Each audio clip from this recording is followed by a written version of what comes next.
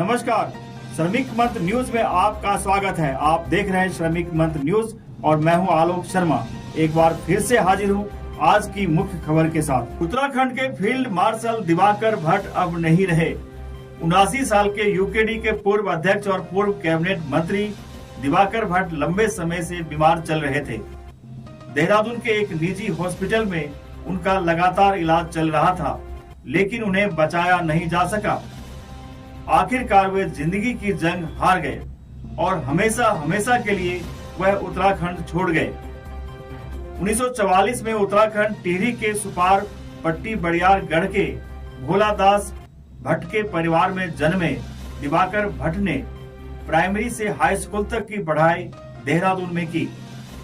उन्होंने हरिद्वार कनखल से 12वीं करने के बाद श्रीनगर गढ़वाल से ITI की और वह 1969 तक IDPL में अपनी सेवाएं दी।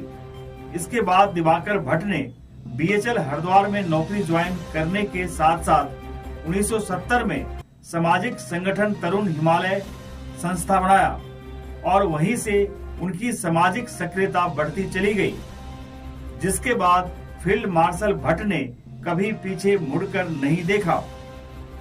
दिवाकर भट्ट 1982 से 1996 तक कीर्तिनगर के ब्लॉक प्रमुख के पद पर काबिज रहे।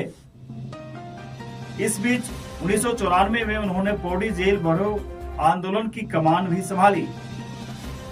इसी साल 2 अगस्त को पौड़ी अगस्त क्रांति के दौरान उन्होंने उत्तराखंड के लिए आखिरी दम तक जंग लड़ने का ऐलान किया। इसके बाद वे 1999 और 2017 में उक्रांद के केंद्रीय अध्यक्ष भी रहे। 24 जुलाई 1993 को श्रीनगर गढ़वाल में हुए एक सम्मेलन में दिवाकर भट्ट को फील्ड मार्शल की उपाधि से नवाजा गया। उक्रांद के संरक्षक और उत्तराखंड के गांधी कहे जाने वाले इंद्रमणि बडोनी ने दिवाकर भट्ट को यह उपाधि दी। तब से लोग उन्हें फील्ड मार्शल के नाम से जानने लगे। लेकिन उत्तराखंड राज्य बनने के बाद उनका राजनीतिक कैरियर अच्छा नहीं रहा और वे यूकेडी के टिकट पर वर्ष 2002 में विधानसभा चुनाव हार गए। हालांकि राज्य बनने के बाद भी दिवाकर भट्ट ने अपना संघर्ष जारी रखा और वर्ष 2002 में टिहरी में आंदोलनकारियों पर दर्ज केस वापस लेने के लिए विरोध प्रदर्शन के दिन उन्होंने सरेंडर किया था। उनके विरोध की वजह से ही आखिरकार सरकार को सरेंडर करना पड़ा। दिवाकर भट्ट एक बार फिर 2007 में यूकेडी से देवप्रयाग विधानसभा का चुनाव लड़ा और वह चुनाव जीत गए। पार्टी के अकेले MLA बनने के बाद वे मौजूदा बीजेपी सरकार में शामिल हो गए और वे कैबिनेट मंत्री भी बन गए।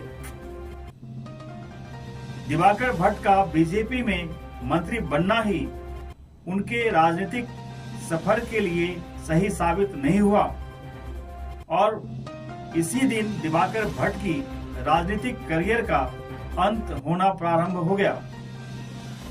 हालांकि उनके कद को देखते हुए बीजेपी ने उन्हें एक बार फिर देवप्रयाग से टिकट दिया, लेकिन उन्हें मंत्री प्रसाद नैथानी ने मात दे दी और वह भट्ट चुनाव हार गए।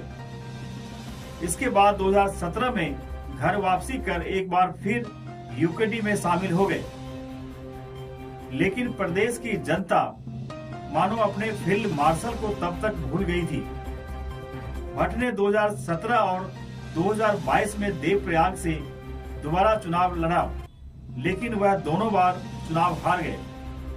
लेकिन चुनाव हारने के बावजूद भी उत्तराखंड में उनकी क्रांतिकारी छवि पीढ़ी दर पीढ़ी आज भी बरकरार है और हमेशा इतिहास की तरह ही रहेगी। अलविदा मार्शल दिवाकर भट्ट। इस वीडियो में बस इतना ही और हाँ, इस खबर पर आप क्या सोचते हैं कमेंट करके जरूर बताएं। बाकी देश और दुनिया की खबरों के लिए आप बने रहें श्रमिक मंत्र न्यूज के साथ।